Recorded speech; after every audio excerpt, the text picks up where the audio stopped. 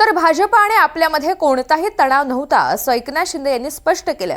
यापुढे एकमेकांचे कार्यकर्ते आपल्या पक्षात घ्यायचे नाहीत असंही ठरवण्यात आलं असं एकनाथ शिंदेंनी सांगितलं।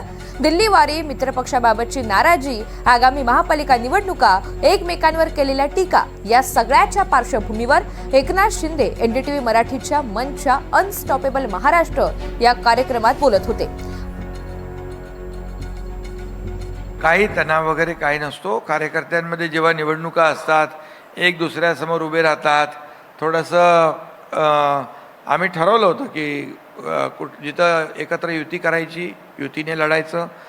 काही ठिकाणी आम्ही युतीने लढलो, काही ठिकाणी शक्य झालं नाही तिथे वेगळे लढलो।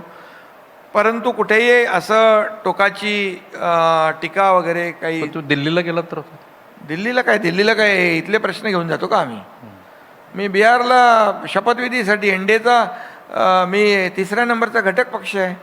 प्रधानमंत्री मोदीजी प्रत्येक बैठकीला बोलवतात, अमित भाईंकडे जेव्हा विषय असतात ते अमित भाई बोलवतात, आणि त्यामुळे मी बिहारच्या आपलं शपथविधी होता त्याचं निमंत्रण मला होतं आणि मी दिल्लीला गेलो। दिल्लीवरून अमित भाईंचं अभिनंदन केलं। 50 मिनिट तुमची चर्चा झाली, त्याची खूप चर्चा झाली। तुम्ही आता काय पत्रकार, बाहेर प्रश्नही तुमचे, उत्तरही तुमचे, पतंगही तुमची, उडवायची तुम्ही। पण रवींद्र चव्हाण यांच्याबद्दल तुमची नाराजी होती, ती तुम्ही एक दोनदा बोलूनही दाखवली मागच्याच माझ्या मुलाखतीत।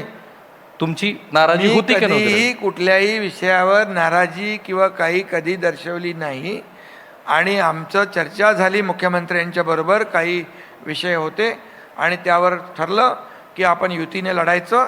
दुसरी गोष्ट, आपले भाजपचे कार्यकर्ते, शिवसेनेचे कार्यकर्ते एकमेकांच्या पक्षामध्ये आपण घ्यायचे नाही, आणि ठरलं, त्याच्यावर पडदा पडला, संपला विषय। मुंबईसह